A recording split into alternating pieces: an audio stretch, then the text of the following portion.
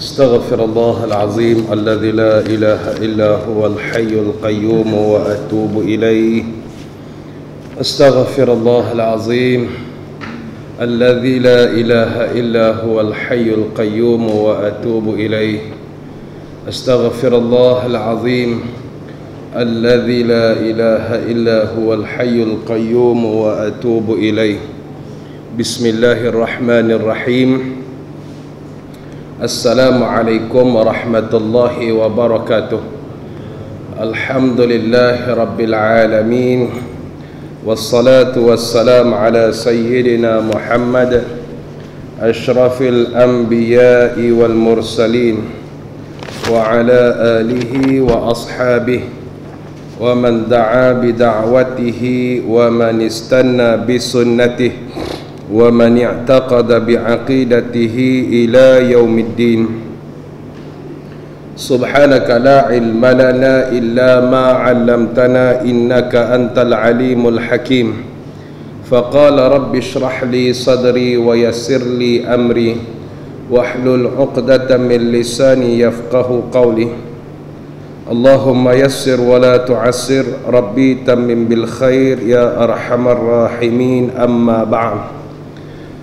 Faya ibadallah ittaqullah usikum wa nafsi bitaqwallah wa ta'atihi la'allakum tuflihun. Muslimin muslimat, mudah-mudahan dirahmati Allah. Kita sambung perbincangan dalam kitab kita Mawa'izul Badi'ah, sisipan daripada kitab Muhimmah fi Ilmil Hadith. Kita sampai pada muka surat 61. 1, 2, 3, 4, 5, 6, 7 baris daripada bawah. Kata hukama. Wa qala musannifu rahimahullahu ta'ala wa nafa'ani wa iyyakum bi'ulumihi fi daraini amin.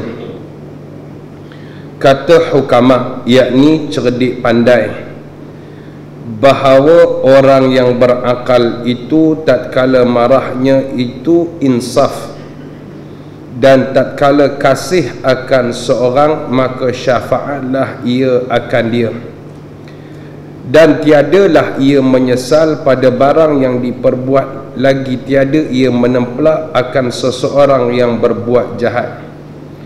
Kata ulama orang pandai, kata orang-orang pandai bahawasanya orang yang berakal ini adalah orang yang pandai jaga marah dia. Itu pasal Nabi SAW dia bagi tahu dalam hadis, satu hadis, laisa syadida bisur'ah innama syadidul ladzi yamliku nafsahu 'indal ghadab. Bukanlah namanya orang yang kuat kalau dia boleh bergocoh, boleh bertumbuk, bergusti, tak kuat lagi tu. Tapi yang disebut sebagai orang yang kuat itu adalah orang yang boleh tahan marah dia, dan marah itu adalah daripada syaitan.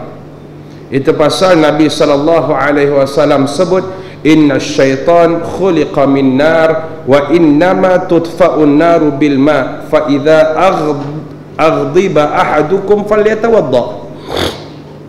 Nabi SAW sebut, sesungguhnya syaitan itu jadi daripada api, dan api kesudahannya kalah dengan air. Maka bila kamu marah, maka hendaklah kamu berwuduk. Nak ceritakan kat sini bahawasanya marah itu adalah satu perbuatan yang keji bila mana marah itu tak kena pada tempat dia. Marah orang nak laksanakan Islam, yang tu tak kena tu. Marah bila mana orang nak mengajak kepada kebaikan, itu pun tak kena juga. Maka Nabi kata, kalau kamu rasa nak marah, maka falyatawadda, maka berwuduklah kamu. Kenapa Nabi sebut daripada awal hadis tu, dia sebut inna syaitana minan nar, sesungguhnya syaitan itu daripada api, dan api itu kalah dia dengan air. Maka marah itu daripada syaitan, nescaya syaitan itu daripada api, kalah dengan air. Mana airnya? Dengan berwuduk. Itu pasal bila nak marah, hal keadaan kalau berdiri hendaklah duduk. Bila mana duduk, marah juga berbaring. Bila berbaring, marah juga mengiring. Tak boleh juga marah juga geram sungguh ke dia ni, dia buat tahana kat kita. Maka berwuduklah kamu. Berwuduklah. Woi, berwuduk, mandilah. Pergilah mandi supaya panas badan itu hilang dengan mandi. Dan Nabi SAW sebut lagi, ala innal ghadaba jumratun fi qalbi ibni adam, ala tarawna ila jamrah ainaihi wantifakhu awdajihi, faman wajada min dhalika syai'an falyadrib khaddahu bil ar. Bahawasanya marah itu seperti bara api pada jantung anak Adam. Nah, perasaan marah itu asal marah itu adalah daripada hati anak Adam. Adakah tidak kamu melihat pada merah dua matanya? Bila marah, merah mata. Dan bengkak orak lehernya. Bila marah, mulalah nak datang bertikam lidah, menegakkan siapa yang betul, siapa yang salah. Barang siapa mendapat ia akan sesuatu daripada demikian itu, maka naklah memukul-mukulkan akan pipinya. Nabi suruh, hang duk rajin sangat marah orang tak tentu pasal, sampai bertikam lidah, sampai bergaduh dengan orang, sampai putus silaturahmi. Rasa nak marah je, hang try tampak muka hang, tengok hang berasa apa? Sakit tak? Maknanya apa? Hang marah dia pun rasa sakit. Kalau hang tampak diri hang pun rasa sakit, hang dengan dia sama je. Sama je. Berapa nak marah orang? Benda kecil dijadikan benda besar. Benda khilafiyah ini dijadikan perkara yang besar untuk diperbincangkan. Doa awal tahun, akhir tahun tak boleh.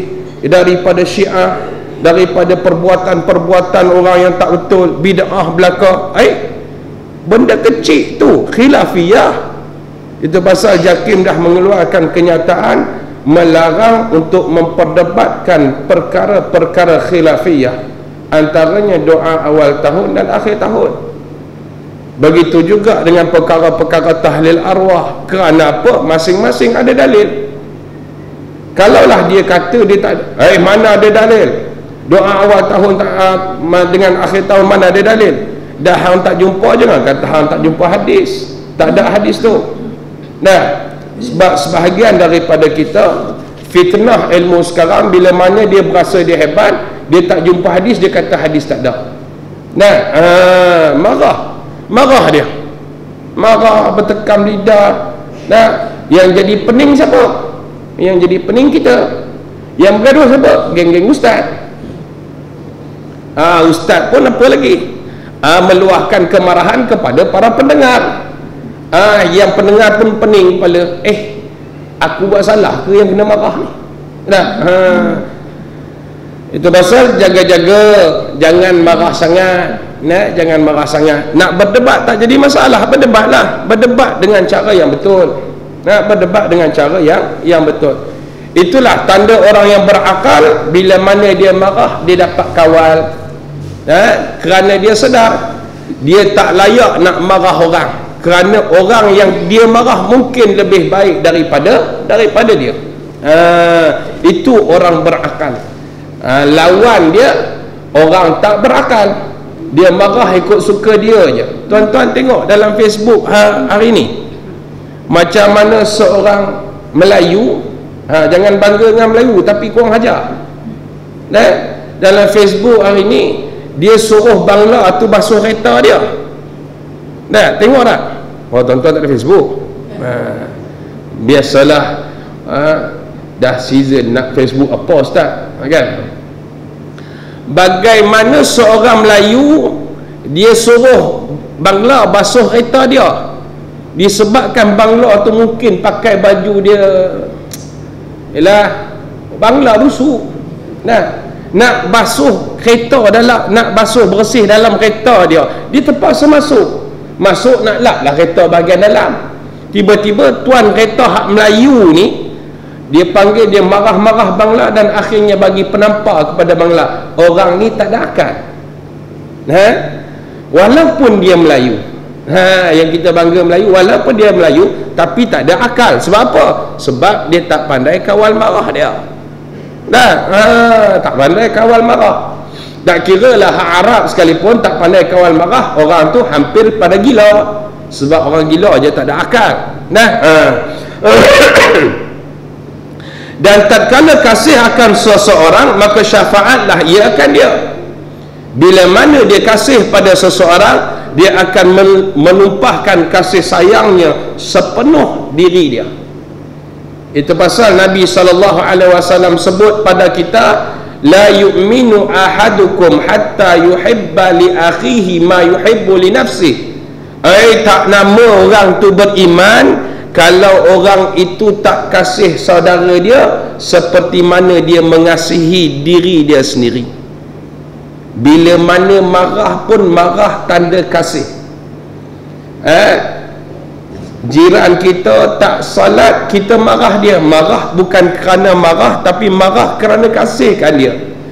Tak nak dia dijerumuskan ke dalam neraka. Hang ni kalau hang bagus dah, harta banyak dah, apa semua bagus dah, tapi kan lebih baik hang semayang. Tu marah juga tu. Marah dalam erti kata menasihat. Maka orang ini berakal. Dia dalam keadaan marah pun, dalam keadaan marah dia boleh bagi nasihat. Kita kalau marah, kita bagi apa? Bagi maki hamun. Tambah pula macam P.U. Faiz kata, dalam kereta nak pergi tempat ceramah, jam. Dia kata apa? Berbakul-bakul dosa dia kumpul. Tu ustaz tuan-tuan. Tuan-tuan tak naik kereta dengan saya lagi. Allahu Rabbi. Orang rumah je tahu siapa saya. Kan?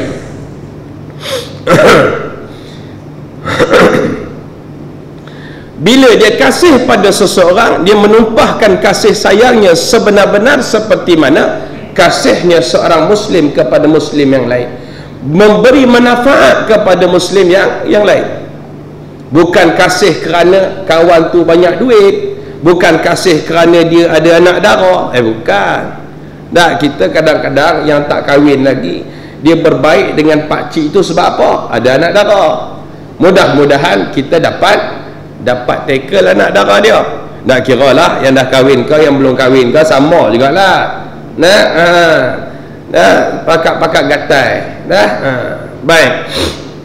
Bukan kerana sesuatu, tetapi kerana Allah. Dia kasih kerana Allah. Dan kasih kerana Allah inilah yang disebut sebagai orang yang mendapat halawatul iman, kemanisan iman. Dia cinta pada saudara dia kerana Allah, bukan kerana yang benda lain. Memberi manfaat. Bila mana kawan berkehendak, dia boleh membantu. Tapi kita sekarang banyak macam mana? Bila senang ramai kawan kita, bila susah lari satu-satu. Tu masalah tu. Masalah. Kalau macam tu lah punya kawan, tak layak jadi kawan. Waktu kita senang makan sekali, kita belanja. Tapi bila tak ada duit, makan seorang-seorang, tak ada seorang pun main belanja kita. Kedekut pahit. Kedekut pahit.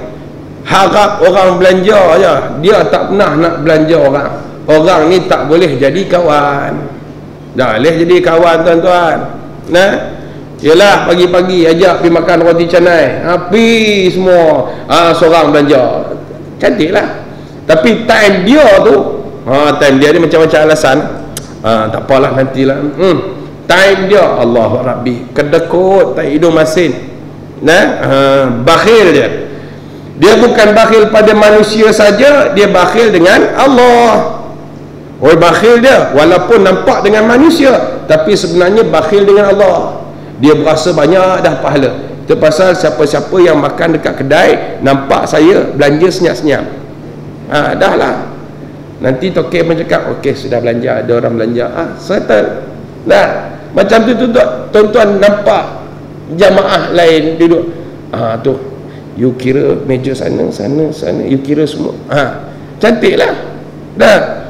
Ini makan senyap-senyap, balik pun senyap-senyap, balik tak kot depan, balik kot belakang, kot tandas. Sebab apa? Takut kawan-kawan nampak. Aduh, punyalah kedekut, berasa harta itu kekal pada dia. Dia lupa mati tak pernah pun orang balut dia dengan duit. Duit jadi bahan berebut anak beranak je. Jadi bahan berebut tu kadang-kadang fikir tak guna jadi orang kaya. Betul tak? Itu pasal nak jadi kaya tak jadi masalah, tapi didik anak dulu dengan agama supaya harta yang kita tinggalkan tidak dibawa kepada kemaksiatan. Harta yang kita tinggalkan tidak diperbalahkan bila mana meninggalnya kita. Nah, tu yang dikatakan fitnah lepas kematian.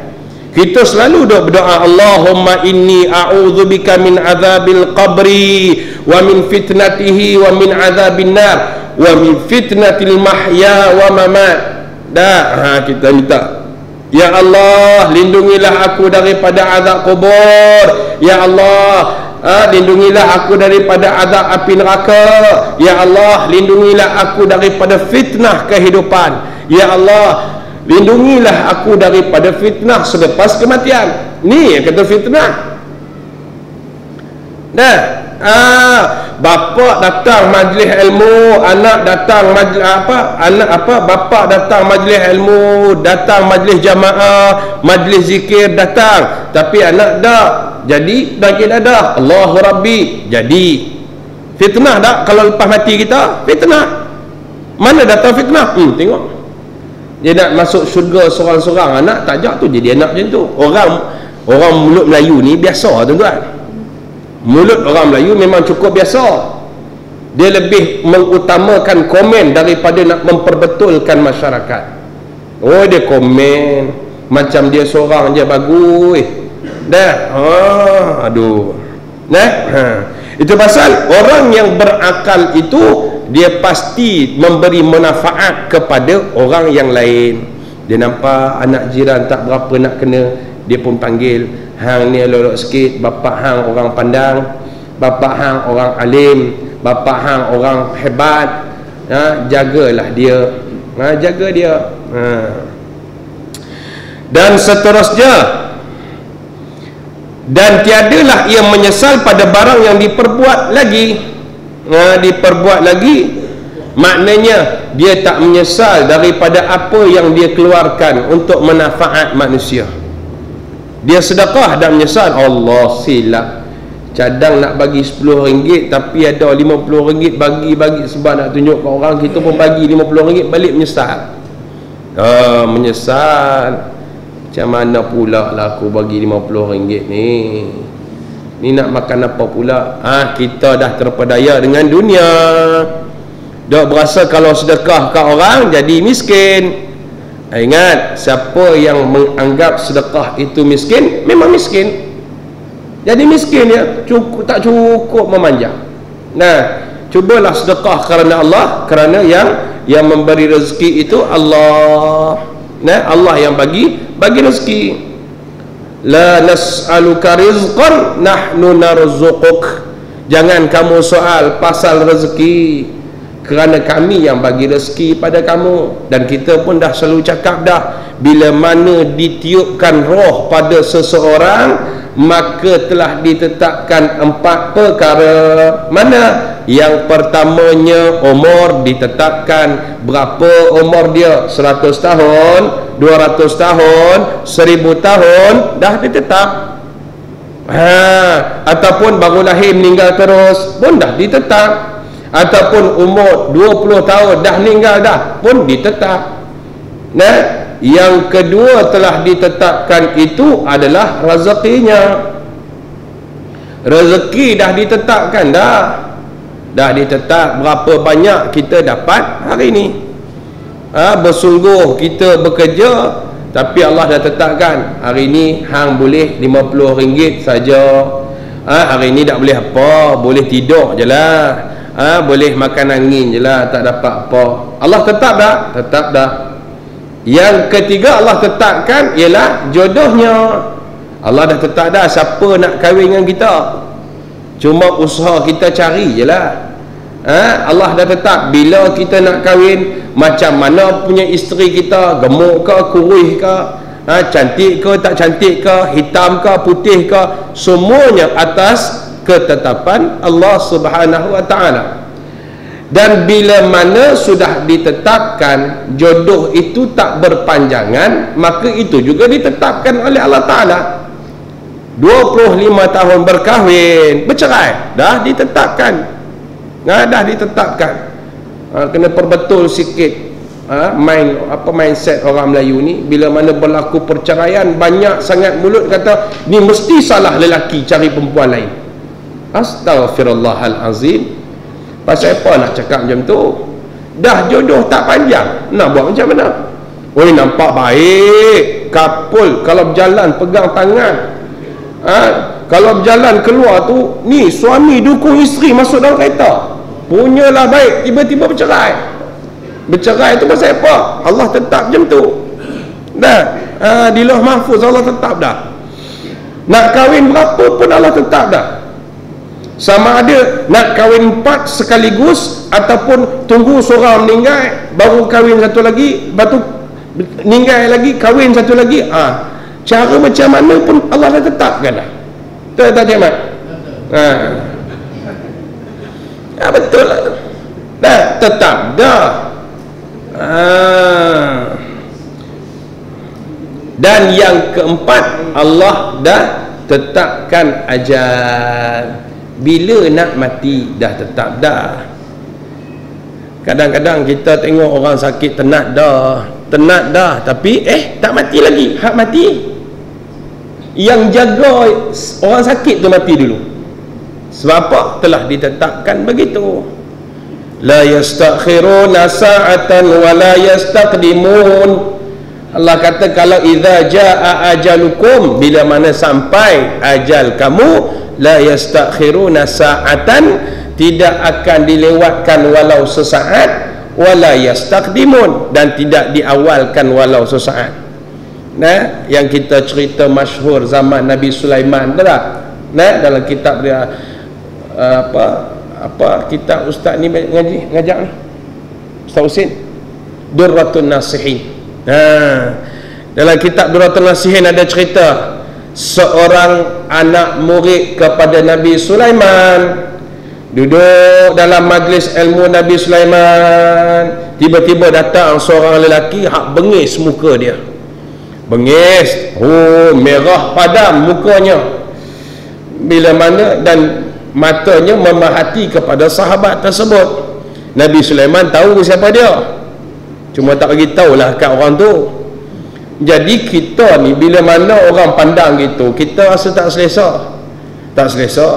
Maka sahabat tu pun tanya kepada Nabi Sulaiman, wahai Nabiullah Sulaiman, ni kami ni datang duduk mengaji, tiba-tiba ada seorang tu, tuan nampak tak tu, hujung sekali tu, dia duduk perhati je, kelip mata pun tidak, apa pun tidak, mai tengok kita kalih kot ni, dia pun ikut mata dia. Inilah wahai Nabi Allah Sulaiman, atas mukjizat kamu tolonglah bawa aku pelari sampai ke India. Maka Nabi Sulaiman pun perkenan permintaan dia, diperintahkan angin, bawalah sahabatku ini sampai ke India dengan sesegera mungkin. Sampai ke India, ada pula orang yang tengok dia dekat India. Sampai kat situ dah, kalau malaikat jawab, welcome to the club lah, dia kata. Sampai kat India, dicabut nyawanya. Kemudian malaikat maut pun pergi jumpa Nabi Sulaiman. Nabi Sulaiman tanya, apa salah hang tengok dia teruk sangat, kesian ke dia? Itulah aku pun memikir. Dalam aku tengok dia, aku memikir Allah tetapkan dia mati dalam masa 2 minit lagi. Dan tempat mati dia itu sungguh jauh, iaitu di India, bukan di Baitul Maqdis. Ketika itu Nabi Sulaiman di Baitul Maqdis. Dan aku dah fikir macam mana aku nak cabut nyawa, sebab ketetapan mati sudah tahu tempatnya kat mana. Tempatnya di India. Jadi takdir Allah ini yang Allah takdirkan, la yastakhiruna sa'atan wa la yastaqdimun. Kau perintahkan angin sampai kat sana, aku tunggulah kat sana. Welcome to the club. Aku tarik nyawa dia, maka benarlah kata Allah. Kita mati macam mana dah ditetapkan, kita bila mati pun dah ditetapkan, mati baik atau mati buruk pun dah ditetapkan dah. Cuma banyakkanlah berdoa. Banyakkan berdoa. Allahumma khtim lana ya Allah bi husnil khatimah wa la takhtim alaina ya Allah bi su'il khatimah. Ya Allah, matikanlah kami dalam keadaan sebaik-baik kematian, dan janganlah kau matikan kami dalam keadaan seburuk-buruk kematian. Amin. Mohon pada Allah. Mohon pada Allah. Allahumma ja'al akhiru kalamina inda intihai ajalina qawla la ilaha illallah. Ya Allah, kau jadikanlah perkataan yang terakhir ketika kami nak dicabut nyawa nanti, ya Allah, dengan kalimah la ilaha illallah. Mohon pada Allah sangat-sangat, sebab waktu sakaratul maut kita tak ada daya. Tak ada daya, tuan-tuan. Walaupun kita ni main gym tiap-tiap hari, badan berketui dah, nampak kuat dah, sado dah, rasa macam siapa datang semua kena tumbuk, tapi bila mana sakratul maut tak boleh buat apa, tuan-tuan. Hendak kiralah Rani Kulub ke, hendak kiralah Ali Tinju ke, mai datang sakratul maut, hilang habis pingat hang tu lah. Dah tak ada apa dah, dah boleh buat apa dah. Dah mohon pada Allah banyak-banyak. Hang ayahanda ke, hang ke kanda ke, hang abang long kawasan ke, datang malaikat maut dalam waktu sakratul maut, tak boleh buat apa dah. Tak boleh buat apa dah. Hang tok guru silat, hang ketua tentera, hang ketua polis negara, hang peguam negara, hang gubernur bank negara, apa pun jawatan kamu tak boleh buat apa dah. Hang ustaz, hang ulama, hang ketua ulama dunia, bila mana datang sakratul maut tak boleh buat apa dah. Allahumma hawwin alaina fi sakaratil maut. Ya Allah, mudahkanlah aku, mudahkanlah kami untuk menghadapi sakratul maut. Sakit tak sakratul maut? Sakit. Sebab Sayyidatina Aisyah pun cerita bahawa aku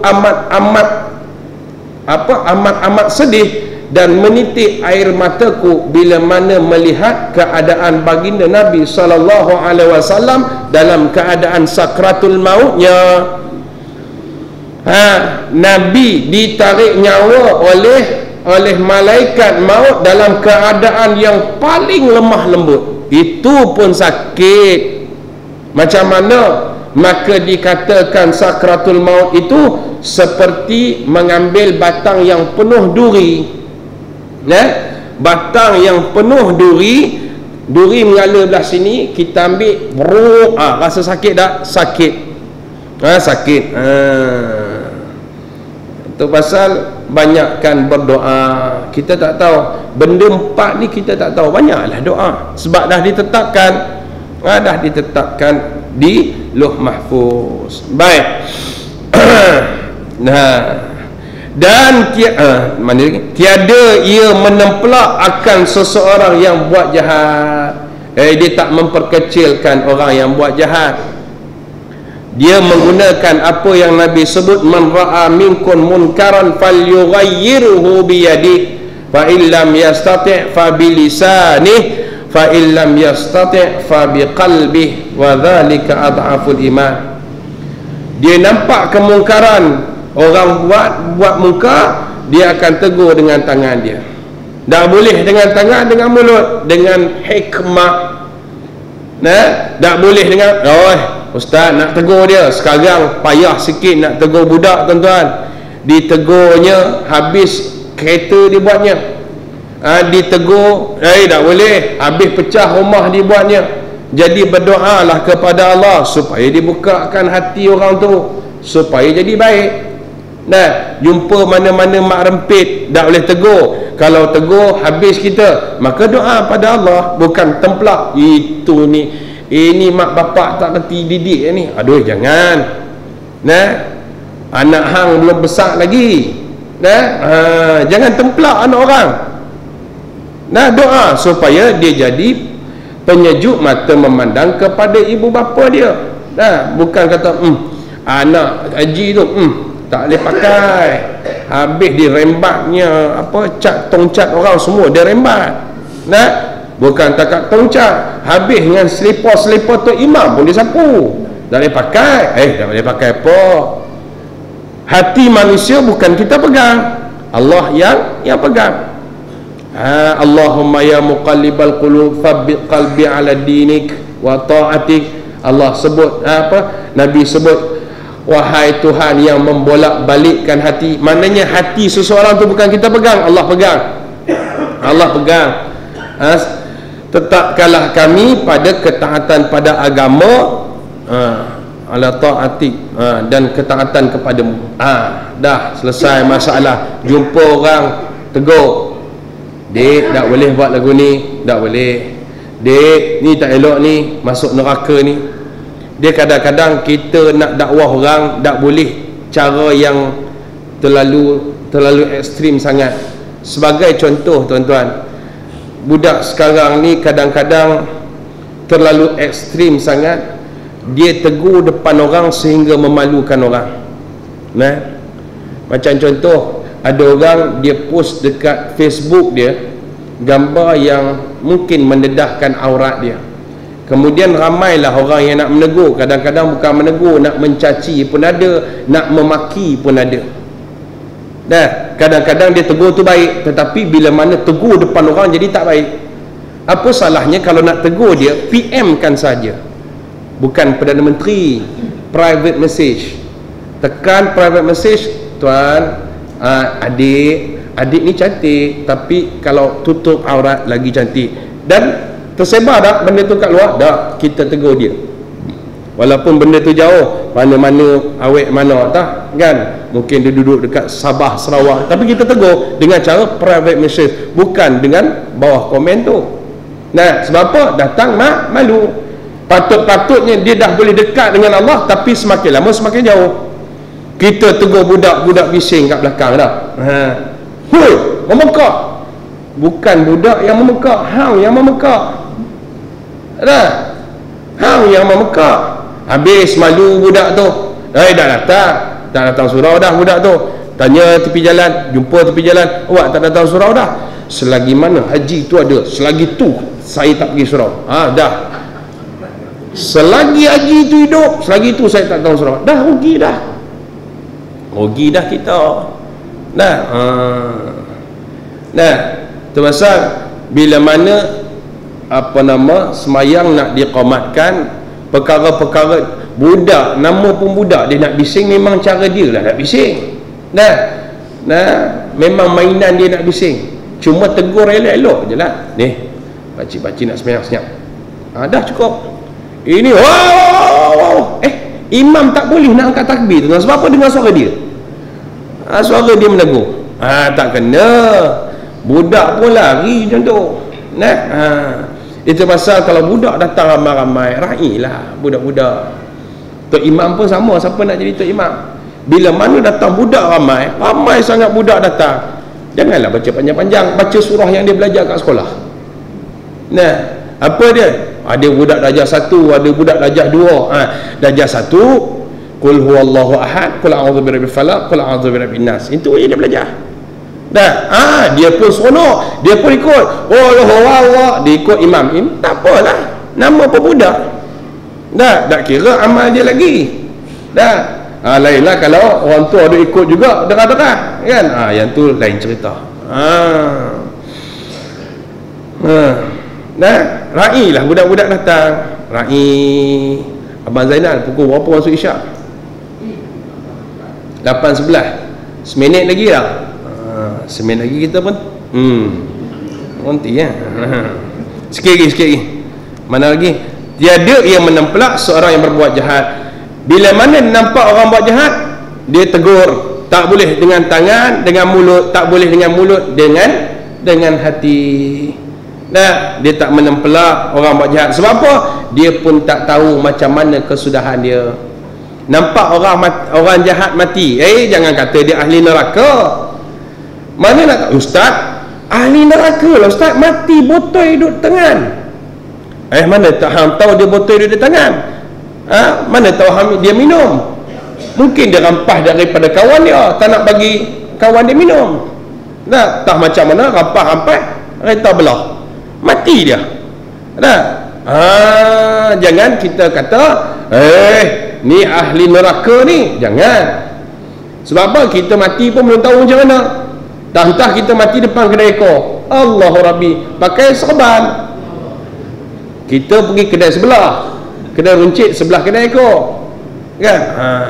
Tak macam mana, tak heart attack, pak, betul-betul depan kedai ekor. Masuk Facebook tuan-tuan, seorang Bilal, dah contoh. Imam tak boleh. Nah, contoh. Nah, seorang AJK masjid mati depan kedai ekor. Allahu Rabbi. Dia bukan mati belekor, dia pergi kedai sebelah. Kita kata kita pun tak tahu kita mati macam mana. Jangan banyak cakap, jangan templak orang ikut suka. Orang buat jahat, tu ahli neraka. Jangan. Kita pun belum tentu.